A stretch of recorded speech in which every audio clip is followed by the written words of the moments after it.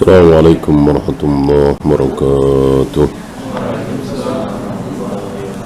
إن الحمد لله نحمده ونستعينه ونستغفره ونعوذ بالله من شرور أنفسنا ومن سيئات أعمالنا. من يهده الله فلا مضل له ومن يضلل فلا هادي له. أشهد أن لا إله إلا الله وحده لا شريك له وأشهد أن محمدا عبده ورسوله وبعد. Kita sampai bagian akhir dari Al-Insyiqaq. Fala uqsimu bisyafaq. Aku bersumpah dengan syafaq. Apa syafaq? Banyak tafsiran. Salah satunya cahaya merah setelah matahari tenggelam. Cahaya merah setelah matahari, atau cahaya merah tadi di mana?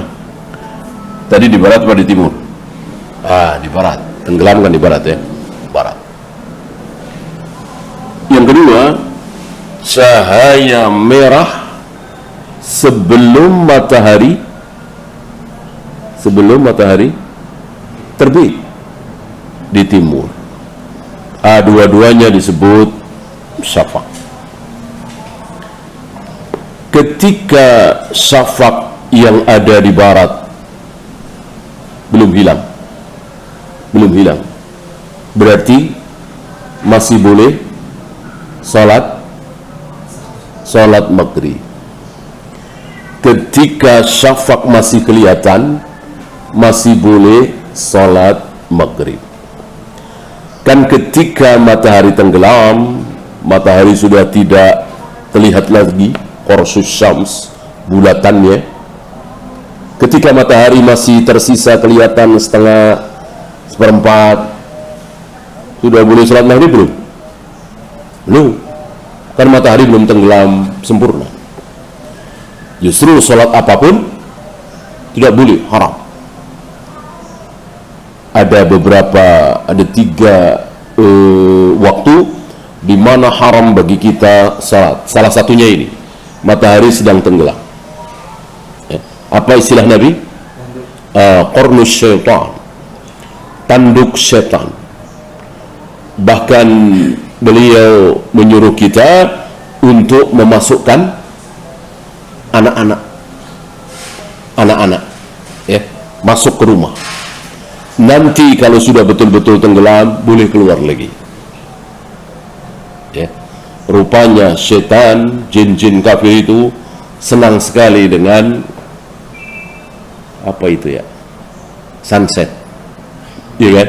Nah, mestinya kita nggak usah ikut-ikutan jin, nggak usah ikut-ikutan setan, nonton sunset, sunrise, ya. Itu waktu yang sangat disukai oleh setan. Maka di waktu-waktu seperti itu haram kita sholat. Tunggu sampai matahari betul-betul tenggelam. Tunggu sampai matahari betul-betul terbit, agak meninggi. Salatlah 2 rakaat, salat duha yang awal, bukan salat suruk atau isyraq. Dan jika dilakukan di masjid, dan dia tadi salat berjamaah subuh di masjid tersebut, tidak keluar-keluar, lalu ketika matahari sudah agak meninggi, dia salat 2 rakaat, duha yang awal tadi, maka dia mendapatkan pahala umrah. Wa fi riwayatin, haji dan umrah sempurna. Ya. Ini syafaq. Jadi ketika matahari tenggelam, nggak mungkin langsung gelap, ya kan? Di barat pasti ada cahaya merah, mega merah. Itulah syafaq. Nah, syafaq ini lama-lama akan hilang. Dari 100% menjadi 90%, menjadi 80%, terus 30%, Nah, ketika 0% hilang, itulah tiba waktu isya. Ya. Jadi isya, subuh, zuhur, asar, maghrib itu bisa dilihat di alam. Dan Rasul dan para sahabat melihat itu. Cuman dalam hal ini Nabi menugaskan kepada muadzin Bilal yang bertugas. Oh, ini waktu maghrib tiba. Oh, ini waktu isya tiba. Oh, ini waktu subuh tiba, dan seterusnya. Ya.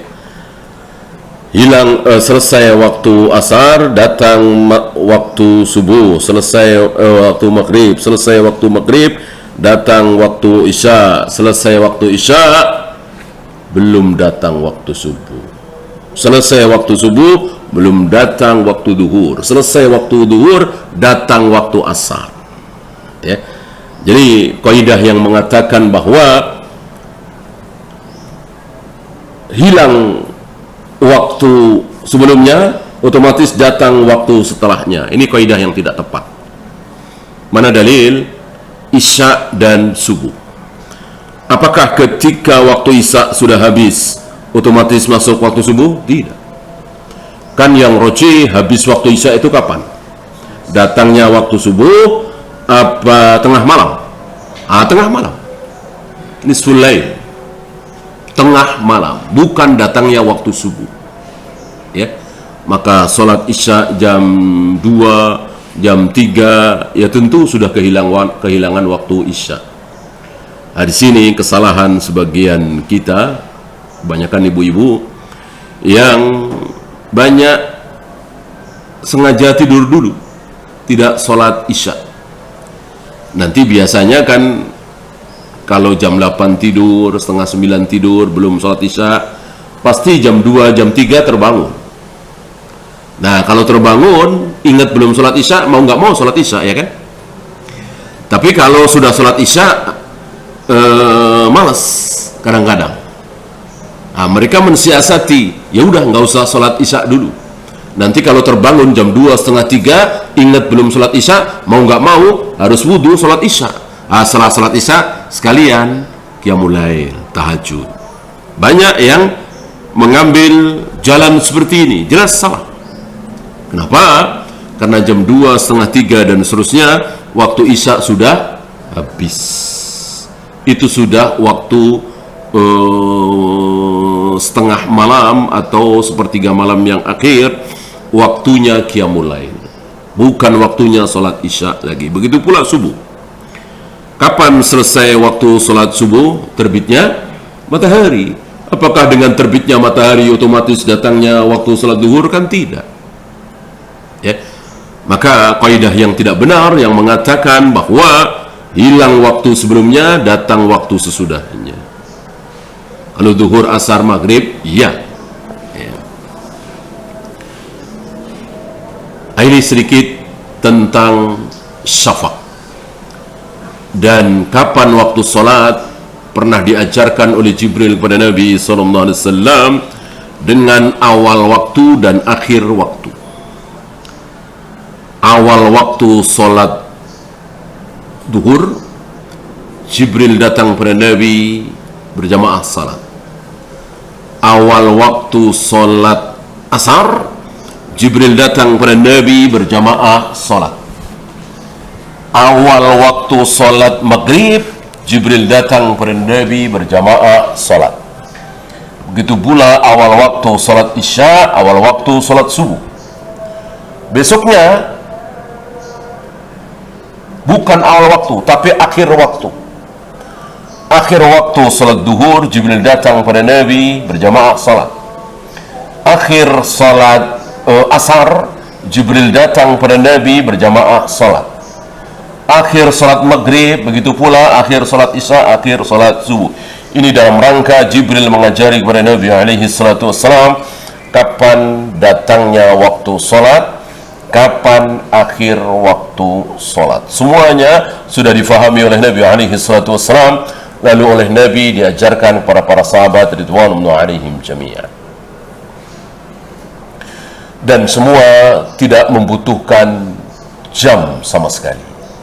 Cukup dengan penglihatan mata. Seandainya terjadi sesuatu mendung misalnya, maka diperkirakan. Pernah satu ketika gelap pas puasa Ramadan. Ya, Rasul dan para sahabat menyangka sudah maghrib, bahkan sudah lewat.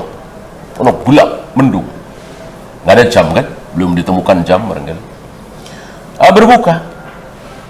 Berbuka, ya. Nah, belum lama berbuka, tiba-tiba terang, matahari terlihat. Para sahabat mengatakan, kalau begitu kita mengqadha puasa kita ini ya Rasul. Nabi menjawab, tidak.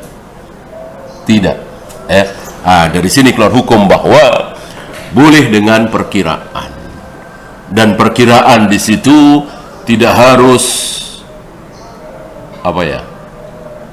ketakutan kalau salah, maka diundur lagi, nggak perlu. Oleh karena itu, ketika kita ambil contoh sahur misalnya, ya nggak perlu takut, diundurkan.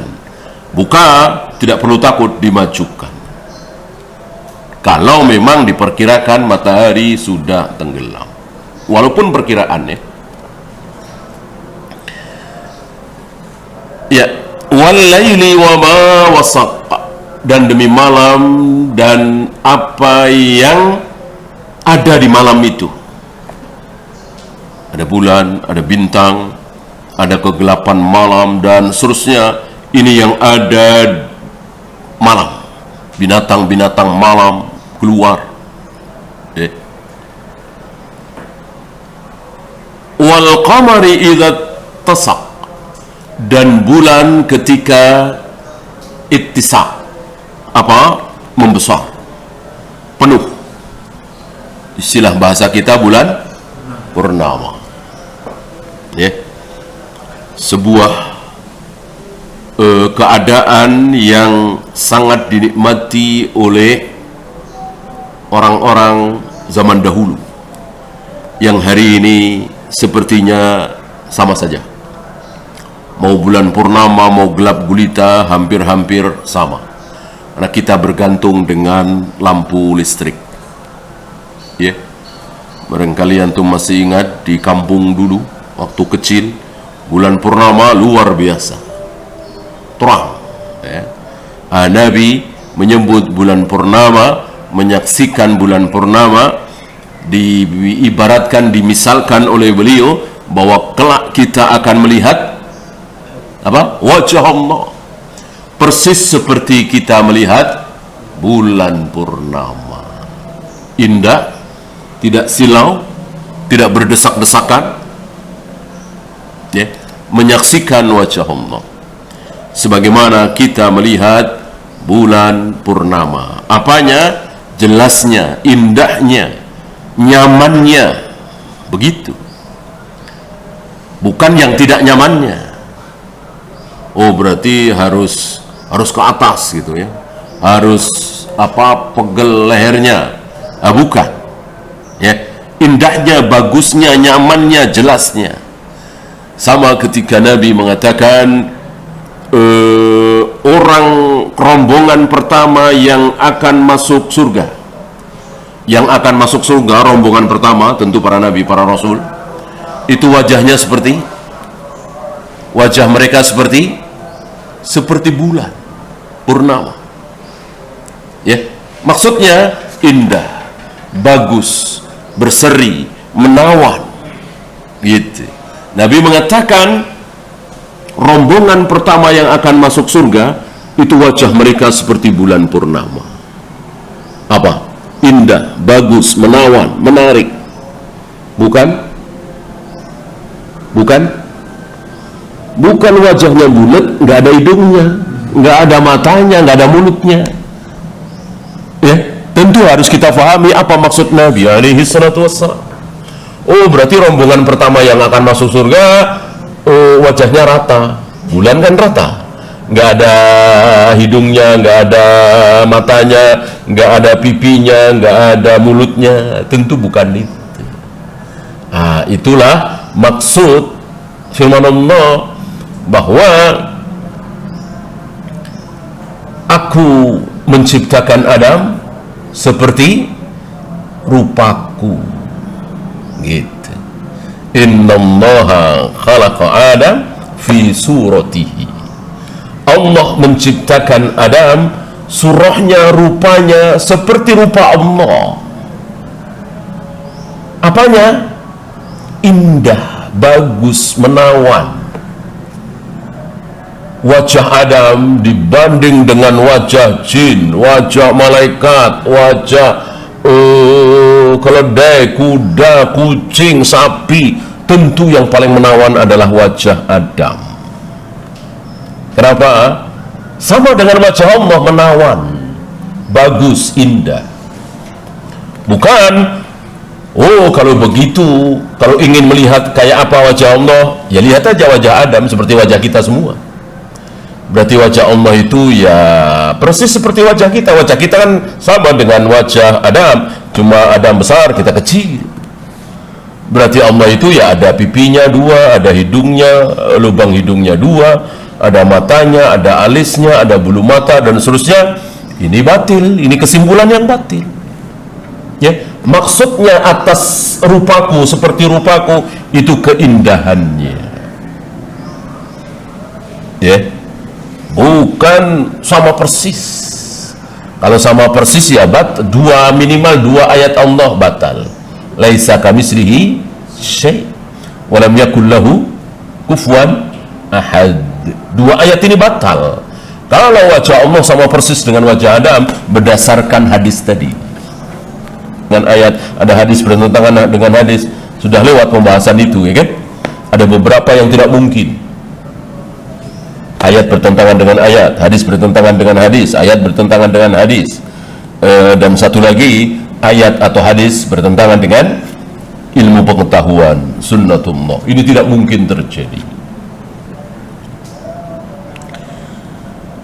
La tarkabunna tabaqan an tabaq. Ini ada yang membaca la tarkabanna, berarti failnya anta. Kalau la tarkabunna, failnya antum. Kalau anta yang dimaksud Nabi SAW. Ya Muhammad, engkau telah melewati tingkatan demi tingkatan. Kalau la tarkabunna, wahai manusia, kalian telah melewati tingkatan demi tingkatan. Dari mulai apa yang ada di sulbi ayah kita, lalu dikeluarkan, lalu masuk ke rahim ibu kita 9 bulan kira-kira. Di situ dibagi beberapa tahapan, ya, tahapan mati dan hidup. Mati 4 bulan, hidup kira-kira 5 bulan, ya. Kan kita ditiupkan roh ketika kita 4 bulan, 120 hari di perut ibu kita.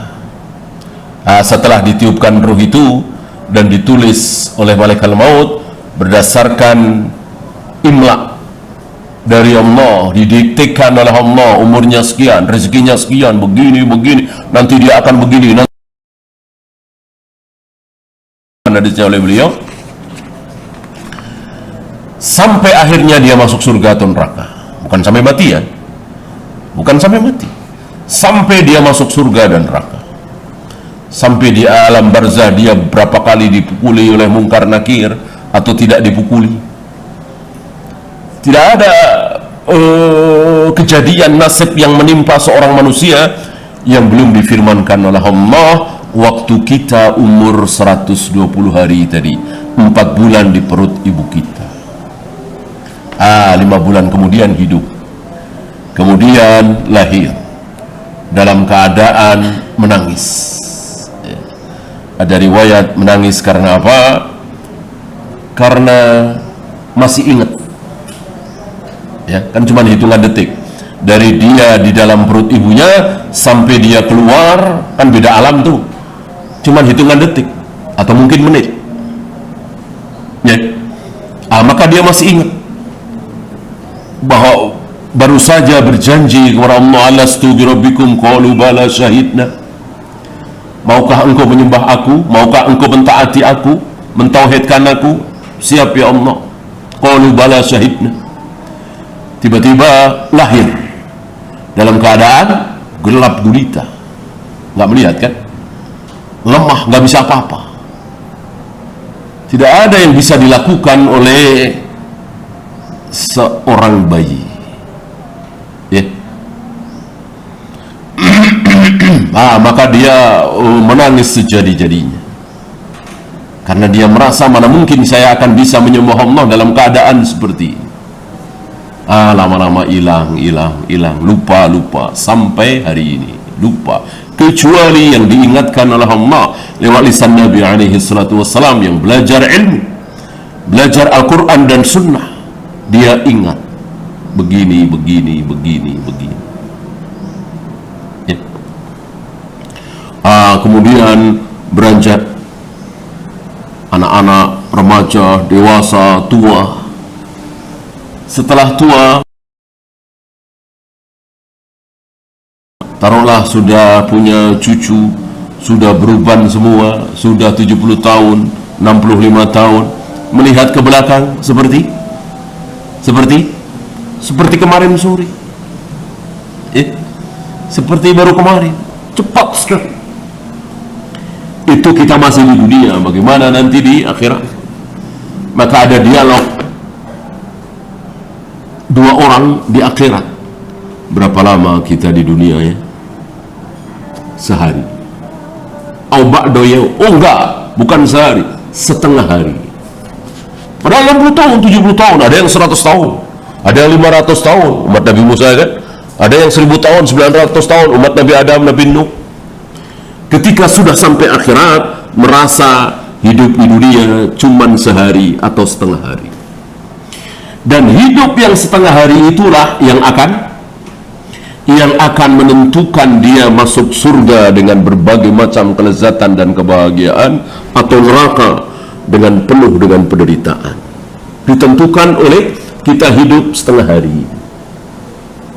Maka rugi serugi-ruginya kalau gara-gara kita hidup setengah hari ini kita tidak pergunakan sebaik mungkin, lalu akhirnya kita masuk neraka, waliyadzubillah. Bahagia bahagianya, beruntung besar, gara-gara hidup setengah hari. Mungkin capek, mungkin lelah, mungkin menderita, mungkin sengsara, nggak apa-apa, setengah hari.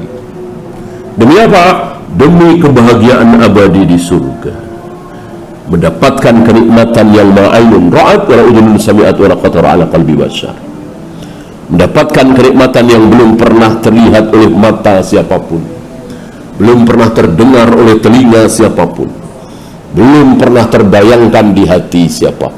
Nikmat yang luar biasa.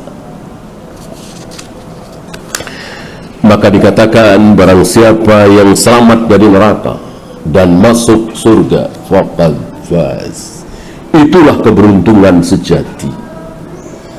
Adapun jadi menteri, jadi pejabat tinggi, jadi raja, presiden, bahkan raja di raja, tidak, belum tentu beruntung. Yang jelas-jelas beruntung adalah masuk surga, selamat dari neraka. Itu keberuntungan besar.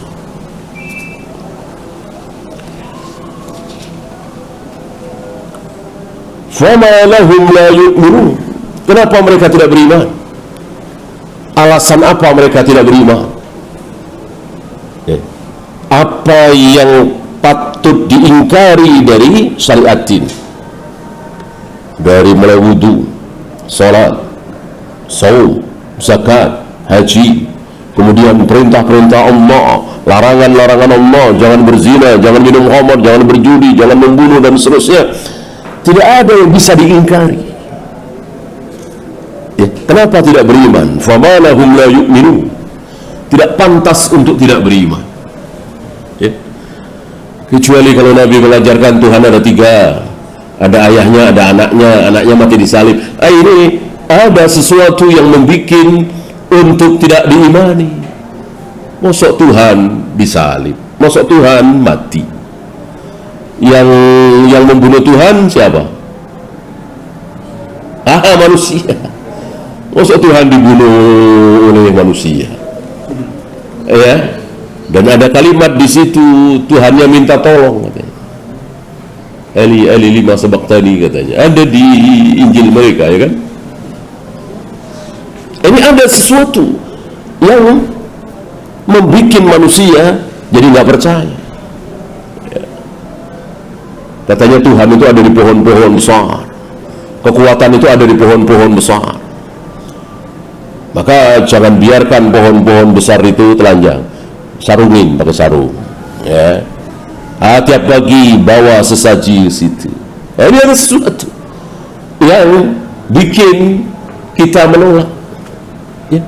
Tapi kalau syariat Islam ini yang dibawa oleh Nabi alaihi salatu wasallam nggak ada kecuali karena kesombongan atau gengsi.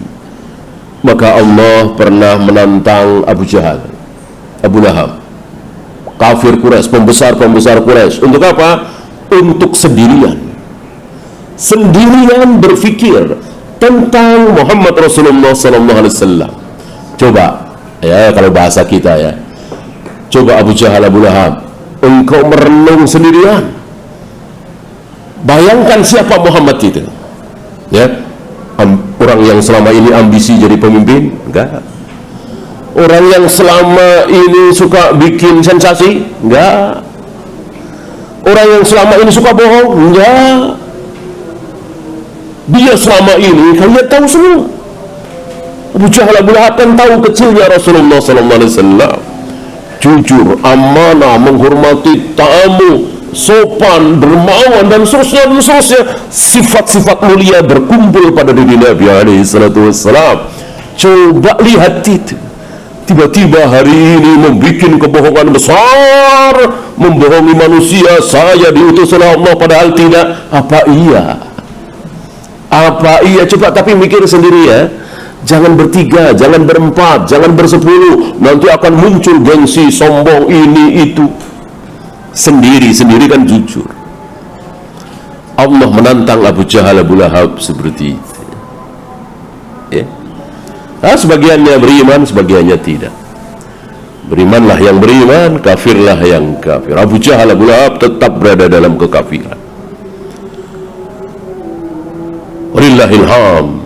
Abu Sufyan dapat hidayah, Muawiyah bin Abu Sufyan dapat hidayah, bahkan anaknya Abu Jahal, Ikrimah dapat hidayah, dan seterusnya. Dua tokoh besar yang terus berada dalam kekafirannya, Abu Jahal, Abu Lahab, ya. Dan menjadi simbol keburukan di tengah-tengah kaum muslimin, ya. Saya kira tidak ada kaum muslimin yang menamakan anaknya atau berkunyah dengan Abu Jahal, Abu Lahab. Saya kira enggak ada. Simbol keburukan, ya. Siapa namanya? Abu Jahal. Ya. Enggak ada kan? Di tengah kaum muslimin kan? Abu Lahab. Enggak ada. Ya. Sama dengan seluruh manusia. Hampir-hampir enggak ada manusia yang menamakan anaknya, cucunya, cicitnya dengan iblis. Iblis itu simbol keburukan, dikenal oleh seluruh manusia, yang muslim, yang Yahudi, yang Nasrani, yang Majusi, tahu siapa itu iblis.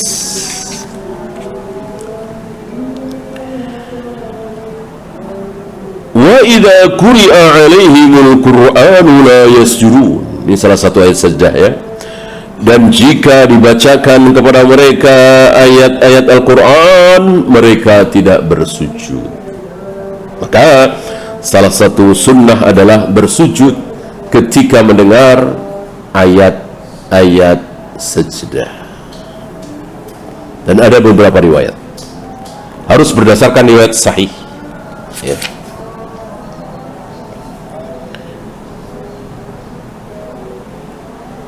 Balil ladzina kafaru yukadzibun. Adapun orang-orang kafir itu mereka mendustakan, tidak percaya. Percaya kalau Nabi Muhammad itu utusan Allah yang terakhir, nggak percaya, kafir. Percaya bahwa satu-satunya yang berhak disembah hanya Allah, nggak percaya, ya kafir. Coba tanyakan kepada orang Kristen, Buddha, Hindu hari ini, apakah Anda meyakini bahwa satu-satunya yang berhak disembah hanya Allah? Tentu mereka nggak mengakui. Ya kafir. Ya kan? Non-Muslim itulah kafir. Ya. Sekali lagi, kafir bukan bahasa. Kafir bukan bahasa. Bukan bahasa Indonesia. Bukan bahasa Inggris. Bukan bahasa Jawa, Sunda, Padang. Kafir adalah bahasa Islam, bahasa Al-Quran dan Sunnah, bahasa Arab. Ya, maka untuk siapa disematkan ke siapa kafir itu, serahkan kepada Al-Quran dan Sunnah, serahkan kepada kaidah bahasa Arab. Orang bahasa Arab, bahasa Al-Quran, bahasa hadis, kok bahasa Indonesia ikut ngatur-ngatur? Nggak boleh. Al-Quran dan Sunnah mengatakan siapapun yang tidak Muslim adalah kafir. Ya. Tentu tidak boleh tersinggung. Ya. Bahkan kalau jujur, mestinya orang Buddha, orang Hindu, kita bilang Anda nggak kafir, mestinya tersinggung. Berarti saya Muslim dong kalau nggak kafir. Enggak, saya nggak Muslim. Mestinya dia tersinggung. Iya kan? Orang Yahudi, orang Nasrani dibilang Anda nggak kafir, ya tersinggung. Kalau nggak kafir berarti saya Muslim dong.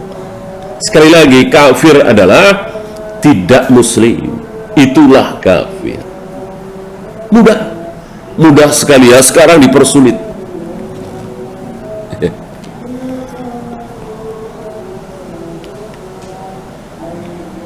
Wallahu a'lamu bima yu'un. Dan Allah mengetahui apapun yang mereka sembunyikan. Tampakkan, sembunyikan, ucapkan, dalam hati, sama persis. Nggak ada, kalau dalam hati Allah tahu, kalau dia ucapkan Allah lebih tahu lagi. Nggak ada seperti itu. Kalau dia sembunyikan Allah tahu, kalau dia tampakkan Allah lebih tahu lagi. Nggak ada seperti itu. Ilmu Allah itu sempurna terhadap segala sesuatu. Nggak ada Allah tahu ini, yang ini Allah lebih tahu lagi. Nggak ada. Seluruh ilmu Allah, pengetahuan Allah tentang segala hal sempurna. Nggak ada ini Allah tahu, kalau yang ini Allah lebih tahu lagi, yang ini Allah lebih tahu. Nggak ada. Semuanya diketahui oleh Allah dengan sempurna, 100%. Ya. Orang-orang yang berkumpul satu lapangan itu, siapa yang akan masuk surga, siapa yang akan masuk neraka, Allah tahu. Seandainya Allah ditanya, ini masuk surga atau neraka ya Allah, Allah bisa jawab, surga, neraka. Kalau ditanya lagi masuk surga urutan keberapa, Allah tahu. Tanpa kira-kira. Ya Allah, ini masuk surga urutan berapa? Kira-kira di atas 2000 dia mah. Nggak ada Allah bilang kira-kira. Ya, 2567. Ya, sampai rinciannya Allah tahu. Nggak ada kira-kira. Nggak seperti kita. Ya. Jadi ilmu Allah sempurna, sesempurna-sempurna. Nah, Mu'tazilah apalagi Qadariyah ingin mengurangi kesempurnaan ilmu Allah atas nama keadilan. Ya, kalau keadilan kan nisbi. Adil menurut Allah, adil menurut manusia belum tentu beda. Tapi kalau ilmu pasti sama. Ya, mengetahui dengan rinci itulah ilmu. Ilmu nggak ada versi. Kalau keadilan, sopan, ada versi. Ya. Ada orang tua saya pegang-pegang jenggotnya. Sopan nggak kalau di kita? Kurang sopan ya. Kalau di Arab, sopan, seneng. Ya, kalau ada orang marah-marah, kita lus-lus jenggotnya, bisa mereda marahnya, ya, atau kepalanya. Coba di kita kepalanya, kalau nggak dikepret, ya, nggak sopan. Kesopanan itu bisa beda-beda. Sopan, bijaksana, adil. Tapi kalau ilmu satu versi. Nggak tahu berarti nggak berilmu, tahu berarti berilmu. Tahu lebih rincian semakin berilmu. Nah, Mu'tazilah Qadariyah ini ingin mengurangi kesempurnaan ilmu Allah. Enggak lah, Allah ya memang Allah tahu, tapi tahunya seperti guru terhadap murid. Sebelum ujian, siapa yang akan lulus, siapa yang tidak, guru tahu. Dari mana? Dari tanda-tandanya. Yang ini rajin sekali, ini pintar, cerdas, ini lulus. Yang ini lulus juga, yang ini nggak lulus nih. Jadi disamakan ilmu Allah dengan ilmu sang guru. Ini batil sebatil-batilnya. Allah tahu persis, ya, bahkan bukan sekedar tahu. Allah yang surga siapa kalau bukan Allah? Yang bikin dia masuk neraka siapa kalau bukan Allah? Yang bikin dia lulus siapa kalau bukan Allah? Yang bikin dia tidak lulus siapa kalau bukan Allah? Allah yang berkuasa di atas segalanya. Ya. Ilmu Allah tidak terbatas. Wabashshirhum bi'adzabin alim. Berikanlah kabar gembira. Ini agak aneh. Berikanlah kabar gembira kepada mereka orang-orang kafir itu bahwa mereka akan mendapat azab yang pedih. Agak aneh kan? Mosok azab yang pedih judulnya kabar gembira. Kabar gembira tentu surga, mau punya anak, rizki tiba-tiba. Masuk azab yang pedih, kabar gembira. Nah, ini salah satu kaidah bahasa Arab yang dipakai dalam Al-Quran dan Sunnah. Ketika sesuatu sudah jelas, nyata, terang, gamblang, terang benderang, kadang Allah memakai bahasa sebaliknya. Sama ketika Nabi mengatakan barang siapa yang rutin membaca ayat kursi setelah sholat 5 waktu, maka tidak ada yang menghalangi dia masuk surga kecuali al-maut, kecuali kematian. Padahal maksud Nabi adalah kecuali hidup, ya kan? Hidup di dunia. Emang ada orang yang hidup di dunia terus bisa masuk surga? Ya nggak bisa. Masuk surga itu harus mati dulu. Ya. Maksud sabda Nabi, tidak ada yang menghalangi dia masuk surga kecuali dia hidup terus di bumi, hidup terus di dunia. Dia nggak bakalan masuk surga karena masuk surga harus mati dulu. Ya. Tapi bahasa itu, istilah itu oleh Nabi dibalik. Tidak ada yang menghalangi dia masuk surga kecuali kematian. Padahal yang dimaksud kehidupan. Ya. Ada beberapa yang seperti itu. Ketika sudah jelas, nyata, terang benderang, Allah dan Rasulnya memakai bahasa sebaliknya. Illal ladzina amanu wa amilus salihat, kecuali orang-orang yang beriman dan beramal saleh, lahum ajrun ghairu mamnun. Mereka akan mendapatkan pahala tanpa batas, tanpa henti, terus mengalir.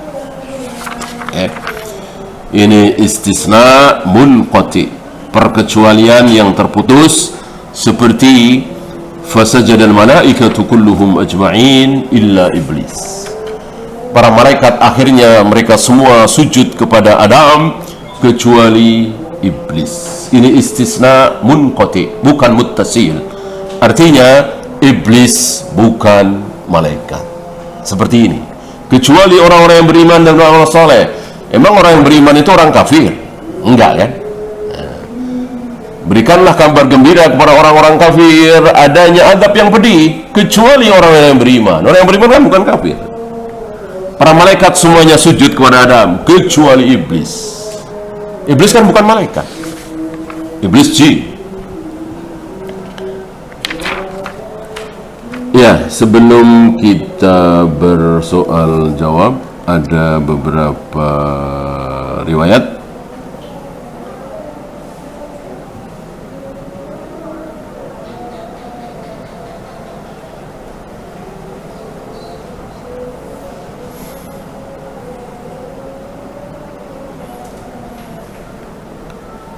Sami'tu Rasulullah sallallahu alaihi wasallam yaqul. Ini dari Jabir bin Abdullah.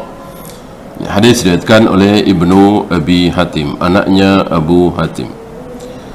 Sami'tu Rasulullah sallallahu alaihi wasallam yaqul, aku mendengar Rasulullah sallallahu alaihi wasallam bersabda, inna ibna Adam lafi ghaflatin mimma khuliqa lahu. Rata-rata anak Adam itu lalai, lupa untuk apa dia diciptakan. Untuk apa manusia diciptakan? Menyembah Allah, taat kepada Allah, mentauhidkan Allah. Rata-rata manusia lalai, lupa, kecuali sedikit sekali. Di antara 1000 manusia, ada berapa yang lalai, yang masuk neraka? 999. Hanya 1 yang masuk surga yang tidak lalai. Inna Allah idza arada khalqahu qala lil malak. Ketika Allah menghendaki satu air ayah akan menjadi manusia, janin, Allah berkata kepada malaikat, yang dimaksud malaikat penjaga rahim, uktub rizqahu, tulis rezekinya sekian sekian sekian. Uktub ajalahu, tulis ajalnya, tahun sekian, tanggal sekian, hari ini, tahun sekian. Uktub asarahu, tulis asarnya, habis begini nanti dia begini, terus dia begini. Oh, dia ke Jogja, ternyata nikah di sana, kemudian dipindah ke Bandung, terus sampai mati, sampai dia masuk surga atau neraka. Termasuk amalnya, berapa kali dia sholat, berapa kali dia ninggalin sholat, berapa kali dia saum, berapa kali dia ninggalin saum. Uktub syakiyan atau sa'idan, tulis pula dia termasuk yang berbahagia atau yang celaka. Berbahagia berarti masuk surga, celaka berarti masuk neraka. Ini tidak ada hubungannya dengan karir, jabatan, bisnis. Walaupun bisnisnya sukses luar biasa, punya ratusan perusahaan besar, tapi masuk neraka akhirnya dia masuk dalam golongan syaki, celaka. Walaupun miskin terlunta-lunta, sering kelaparan, nggak ada makanan, tapi akhirnya masuk surga, dia masuk golongan sa'id, bahagia.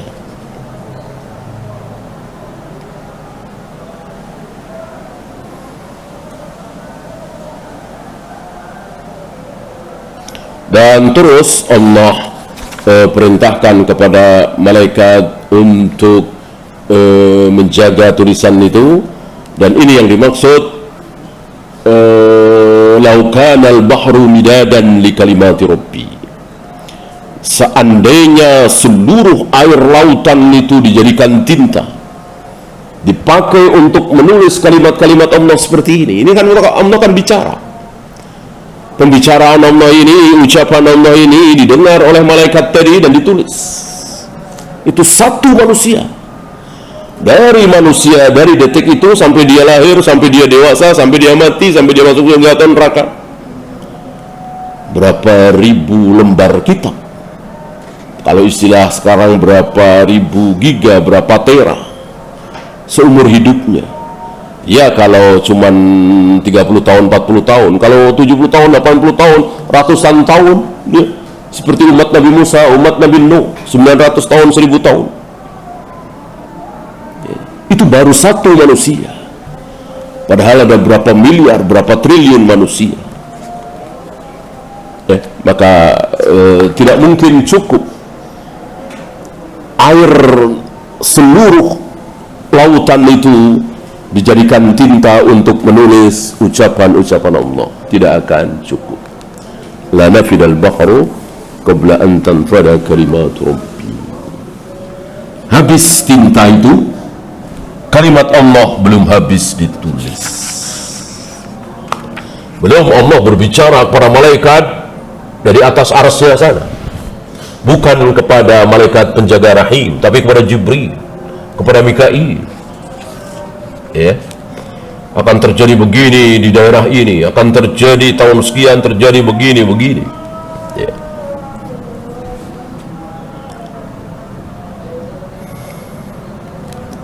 Lalu Allah perintahkan dua malaikat untuk berada di kiri dan kanannya untuk mencatat amalnya.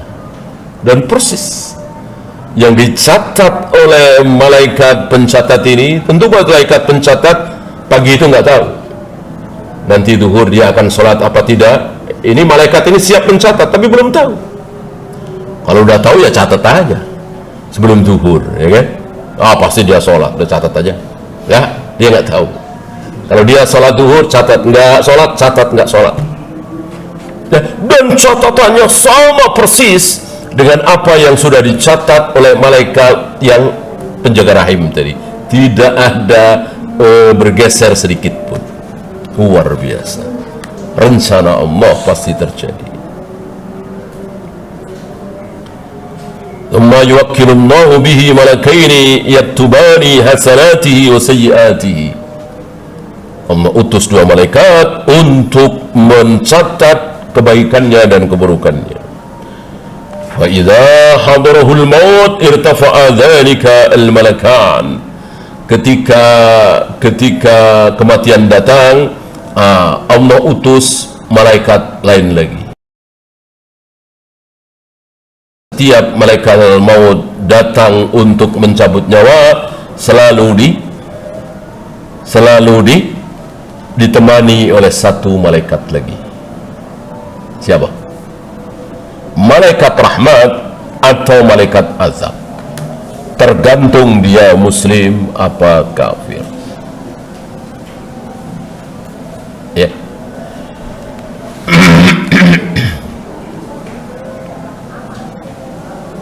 Sampai ke kubur, sampai ke hari kiamat, terus semuanya, tidak ada yang tertinggal.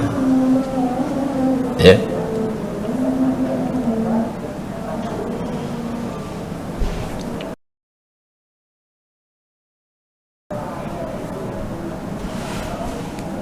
Wallahu a'lam.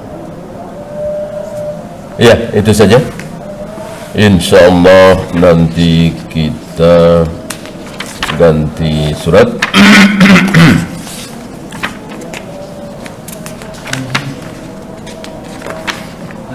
Yaitu Al-Mutaffifin. Ya, kita akan mundur ya. Satu atau dua pertanyaan barangkali sebelum kita berbuka.